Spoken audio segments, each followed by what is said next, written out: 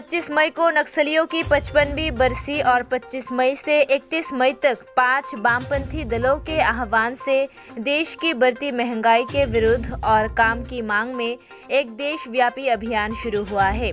CPI-ML इसके एक हिस्से के रूप में अगरतला की सड़कों पर उतरी। खाद्य और आवश्यक वस्तुओं के लिए देश का थोक मूल्य सूचकांक 1991 से इस साल अप्रैल में 15% को पार कर गया है।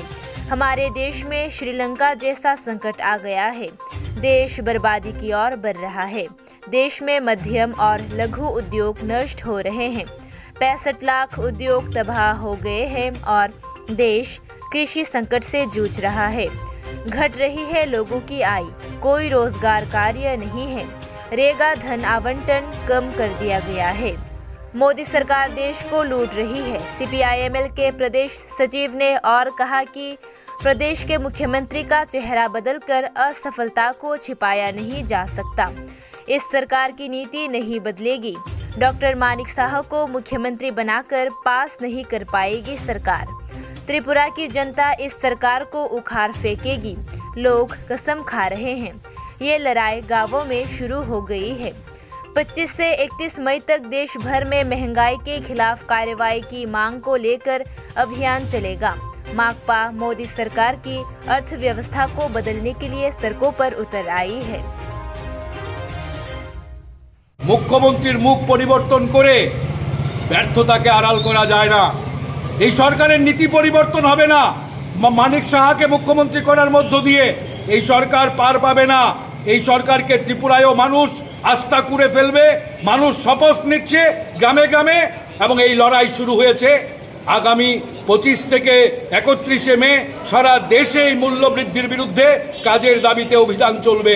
এই অভিযান মোদী সরকারের অর্থনীতিকে পরিবর্তন করার জন্য আমরা রাজপথে নেমেছি। সবার সহযোগিতা চাই।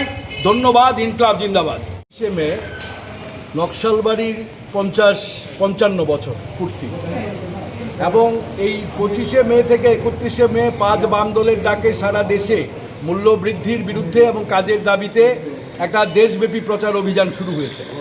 তারই অঙ্গ হিসাবে আজকে আমরা আগরতলার রাজপথে নেমেছি।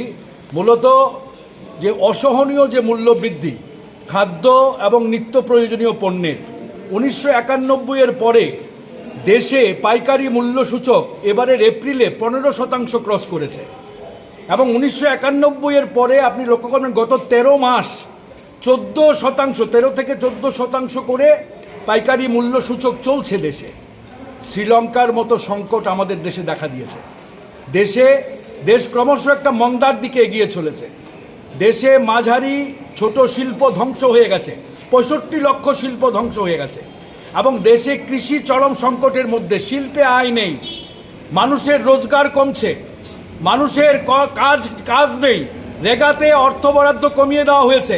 অথচ মোদী সরকার দেশকে লুট করছে, দেশের মানুষের পকেট কাটছে। আজকে লক্ষ্য করবেন যে গত 8 বছরে মোদী সরকার 26.5 লক্ষ কোটি টাকা শুধু পেট্রোপণ্যের উপর থেকে ট্যাক্স নিয়েছে। আর বছরে মাত্র 2 লক্ষ কোটি টাকার সে খাদ্য দিচ্ছে বিনামূল্যে। সে জনধন যোজনায় মহিলাদের 30,000 কোটি টাকা দিয়েছে। কৃষকদের যে কৃষক সম্মান নিধি মাত্র 50,000 কোটি টাকা দিয়েছে। অথচ বছরে বছরে 4 লক্ষ 4.5 লক্ষ কোটি টাকা করে ট্যাক্স দিচ্ছে এবং বড় লোকদের 10.5 লক্ষ কোটি টাকা ছাড় দিয়েছে। এই যে সর্বনাশা অর্থনীতি, গরিবকে লুট করো, সাধারণ মানুষকে লুট করো, বড় লোকদের ছাড় দাও, এই অর্থনীতির কারণে আজকে শ্রীলঙ্কা ডুবেছে। আজকে দেশে পৃথিবীর বিভিন্ন দেশ ডুবছে। উদার অর্থনীতিতে ভারত ডুবতে শুরু করেছে। কাজে এই সর্বনাশা অর্থনীতির অভিমুখ পরিবর্তন করতে হবে। দেশে কৃষিতে সরকারি বিনিয়োগ বৃদ্ধি করতে হবে, ফসল কিনতে হবে ন্যায্য দামে, দেশের বেকারদের রোজগার দিতে হবে। আমরা দাবি তুলেছি আজকে রাজপথে যে কেন্দ্রীয় আইন প্রণয়ন করতে হবে বেকারদের বেকার ভাতা দেওয়ার জন্য। কারণ সরকার বেকারদের কর্মের অধিকারকে অস্বীকার করতে পারে না, শিক্ষা স্বাস্থ্যের অধিকারকে অস্বীকার করতে পারে না।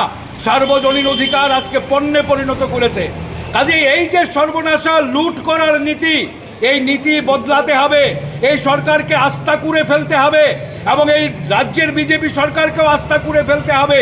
মুখ্যমন্ত্রীর মুখ পরিবর্তন করে ব্যর্থতাকে আড়াল করা যায় না।